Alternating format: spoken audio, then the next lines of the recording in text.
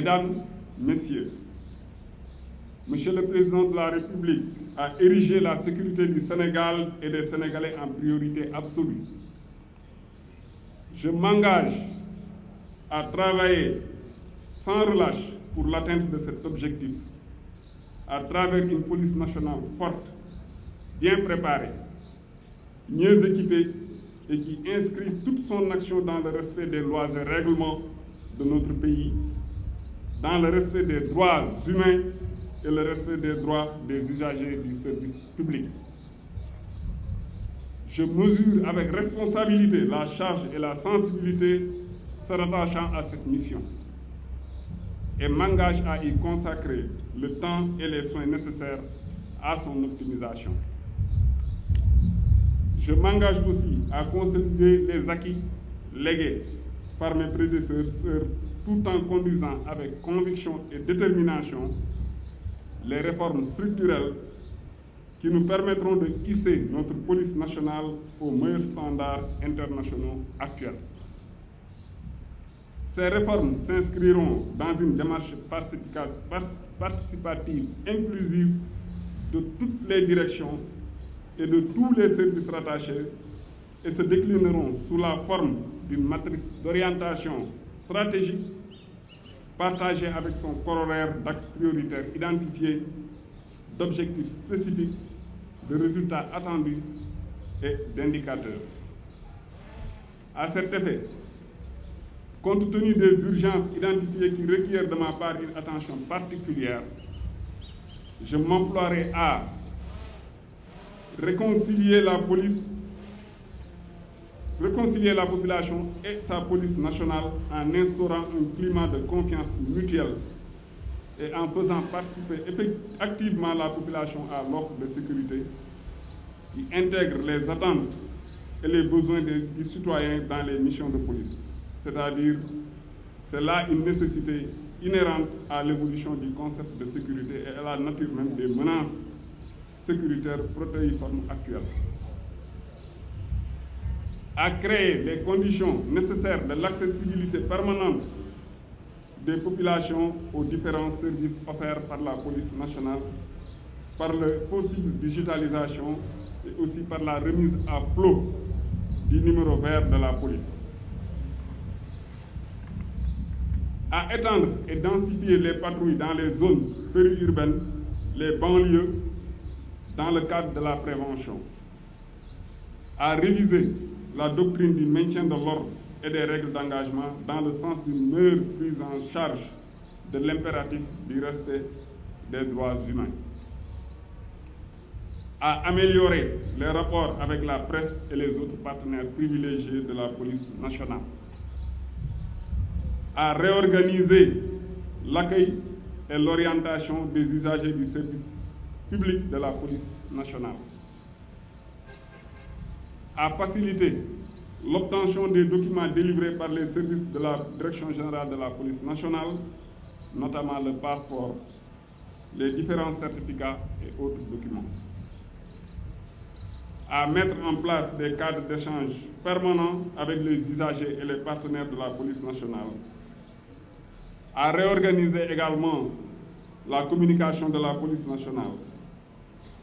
En effet, il ne suffit pas seulement pour la police d'être efficace et efficiente, il faut aussi qu'elle partage ses résultats avec les populations.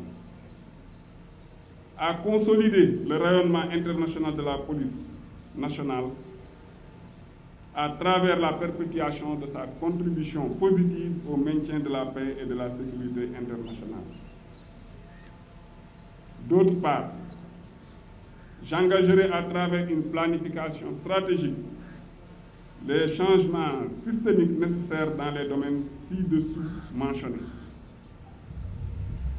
Dans le domaine de la formation des personnels de la police nationale, je souhaite réviser en profondeur les contours des curricula des écoles de police en vue d'adapter au mieux la formation aux nouvelles exigences. Les écoles de police doivent contribuer à former des fonctionnaires de police d'un type nouveau, des fonctionnaires de police de leur temps.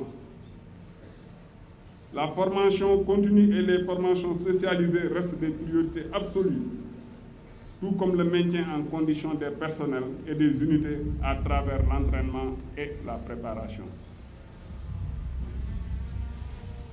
Concrétiser le projet de création de l'Académie de police sera aussi une priorité pour moi et mes équipes.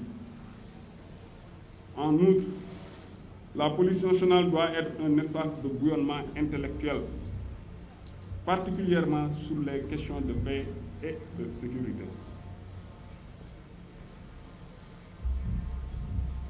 À cet effet, je compte relancer les cadres de réflexion entre fonctionnaires de police et faire des écoles, des creusets de recherche et de propositions sur les questions sécuritaires. Au plan opérationnel, je compte renforcer la lutte contre la délinquance urbaine, les agressions, les vols, les violences de toutes sortes, en instaurant une réelle politique de police de proximité.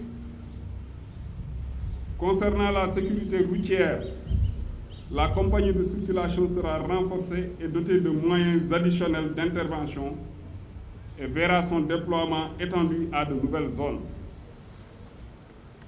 Des mesures coercitives seront prises pour lutter contre les délinquants routiers, inciter au respect du code de la route et par conséquent baisser le taux de mortalité sur nos routes. Avec le concours des autres services compétents de l'État, la police nationale jouera un rôle de premier plan dans la nécessaire réorganisation de la circulation des motocyclettes, surtout pour le respect de tous les prérequis nécessaires, notamment le port du casque, l'identification à travers l'immatriculation, la sensibilisation et le soutien pour la formation et la maîtrise, ainsi que l'application des règles du code de la route. La police nationale jouera également un rôle dans la réflexion sur la problématique de la prolifération anarchique des mototaxis. L'utilisation des terminaux de paiement d'amende forfaitaire sera étendue, voire généralisée si possible. Les nouveaux modes de transport de masse, BRT et TER, et leurs environnants seront sécurisés. Les effectifs des commissariats seront renforcés pour améliorer le ratio police-population, notamment dans les zones les plus criminogènes, les zones commerçantes et les zones à forte densité de population comme les banlieues. La lutte contre les cybermenaces, la cybercriminalité et les dérives sur Internet sera intensifiée avec un accent particulier sur la protection de la vie privée des citoyens par le renforcement organique et logistique de la Division nationale de la cybersécurité.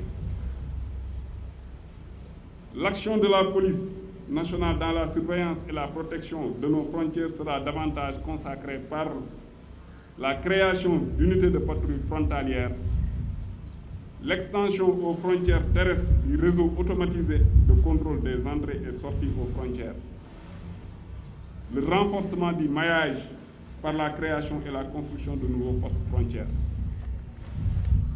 Dans la même lancée, je travaillerai à la mise sur pied effective d'une police maritime pour mieux lutter contre les infractions maritimes et contre la migration irrégulière par voie maritime.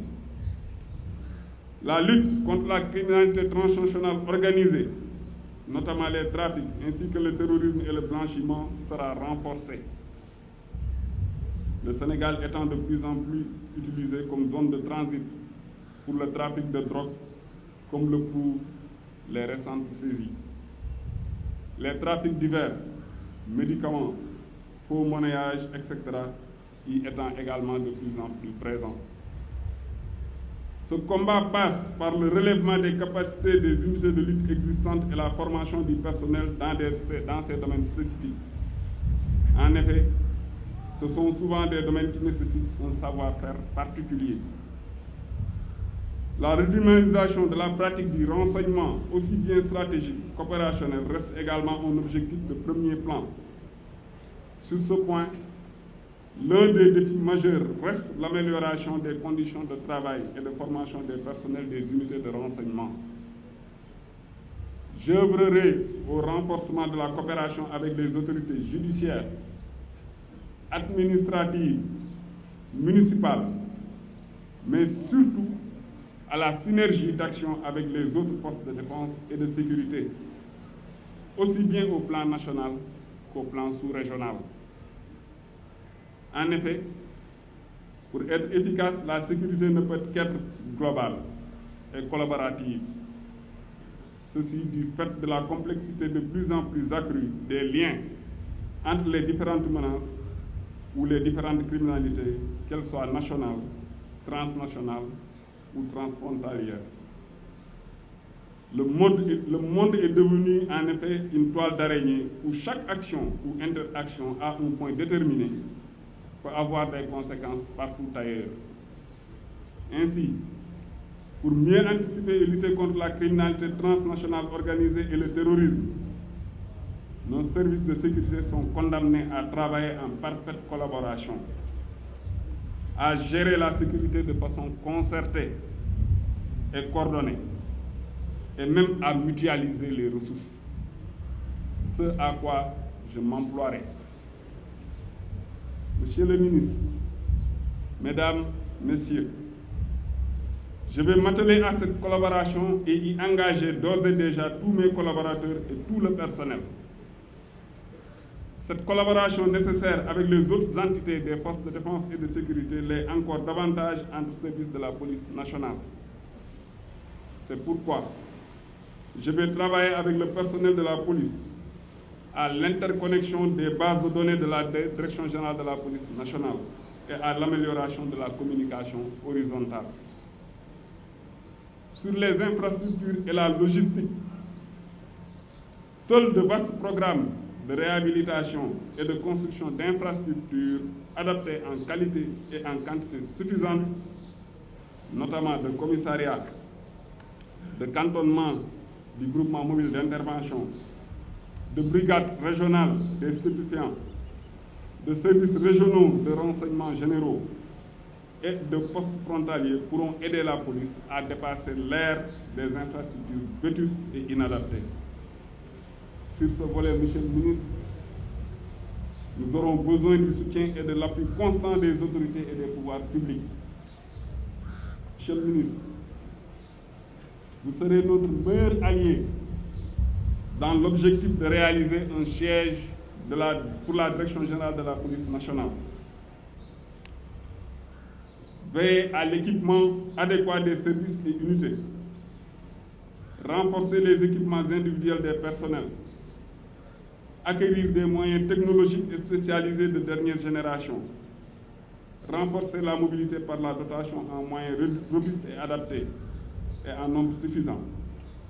Le défi à ce niveau étant d'autonomiser certains services et certaines unités de la police nationale. En plus, il y a lieu de renforcer considérablement les unités canines de la DGPN. Au titre des réformes judiciaires et statutaires, le statut des fonctionnaires de la police nationale fera l'objet de larges réflexions en vue de sa réactualisation et de son réajustement. Il y aura aussi lieu de réfléchir à compléter ou revoir carrément le texte sur les policiers volontaires adjoints.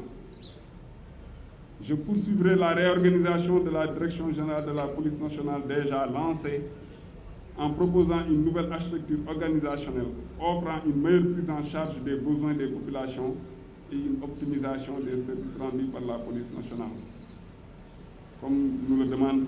le ministre.